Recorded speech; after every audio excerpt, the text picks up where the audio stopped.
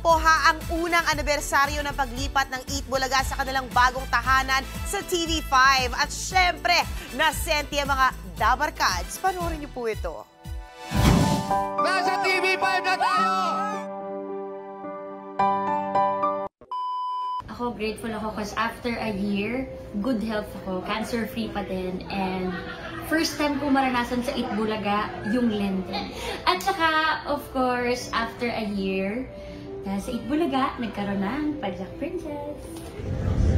Well, I never thought I'd go actively back to car racing in my mid-40s. Yun ang surprise sa akin, lalo na sa isang taon.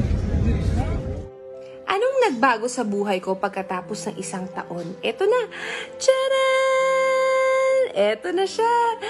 Meron kaming baby Mochi. Ang bahay at ang buhay namin ay nadagdagan ng kaligayahan, saya at punong-puno ng pagmamahal. Say hi, Dabarkads! Hi, Dabarkads! Well, maraming nagbago sa akin sa loob ng isang taon. Unang-una na yung apelido ko dahil I'm a married woman na.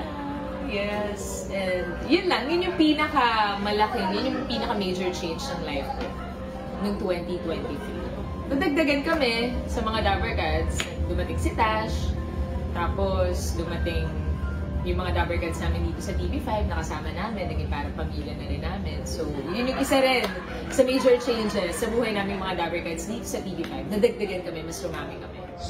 Oo, bansa!